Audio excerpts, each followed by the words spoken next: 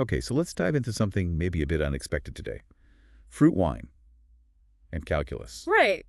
Not the most obvious pairing, maybe, but think about winemaking. Yeah, okay, I'm imagining grapes, barrels. Fermentation, it's a process, right? A biological process. Exactly. And the key is managing that process, keeping track of how things change, especially the sugar. Ah, okay. The sugar turning into alcohol. That's the core of it. Precisely. And just knowing the sugar level at the start and end isn't really enough if you want control. You mean like checking it morning and night might not cut it? Yeah, you could miss crucial details. What you really need to know is how fast that sugar is disappearing at any given moment. The rate of change. The instantaneous rate. Okay, I Yeah. swear this is going calculus class flashbacks. Yes. And we've actually got some source material that looks specifically at this using differentiation and integration for monitoring sugar fermentation rates in agro-based fruit wine production. Okay, so our mission here is pretty clear then.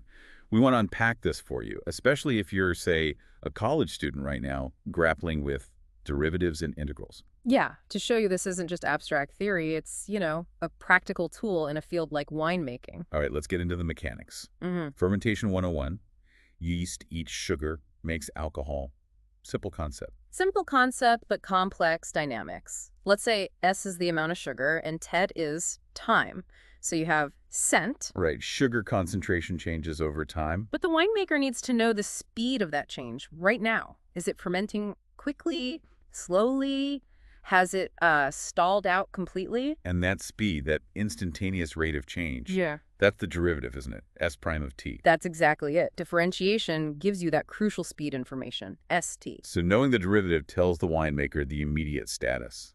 Very cool. And think about how they get that function, Singti. In a real winery, you're not starting with a neat formula. Right, you'd be taking measurements, right? Like testing the sugar level every hour or something. Probably.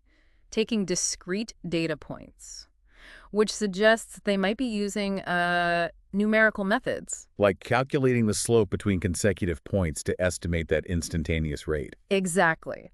Approximating the derivative from real, sometimes messy data. Calculus applied to the practical world, not just smooth curves on a graph. Okay, that makes a lot of sense. It turns static measurements into a dynamic picture. So that's differentiation for the rate. What about integration?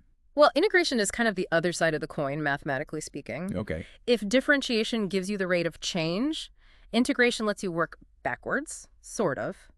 If you integrate that rate over a period of time, say from time 1 to time 2, Mm-hmm. it tells you the total change in sugar concentration during that specific window. Ah, okay. So derivative is how fast now, and the integral is how much total sugar dropped between, say, noon and 1 p.m. Precisely. Or you could use it to track the cumulative sugar consumed over the whole process, maybe even predict the final alcohol content based on that total. So integration aggregates all that rate information over time, gives you the bigger picture outcome. That's a good way to put it. It connects the instantaneous moments to the overall result.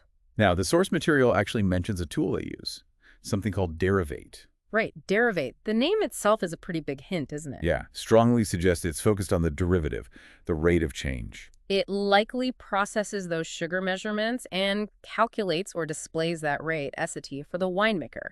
So it's not just theory, it's embedded in the tools they use. Real-time feedback driven by calculus. Absolutely. And connecting this back maybe to your studies, it shows differentiation isn't just slope problems. Right, it's quantifying how fast important things change in real systems. And integration isn't just finding area under curves, it's about understanding the cumulative impact of those changes over time. Foundational tools for, well, almost any dynamic system. Okay, so let's recap this deep dive quickly. For fruit wine fermentation, The differentiation helps understand the rate of sugar change for moment-to-moment monitoring, crucial for control.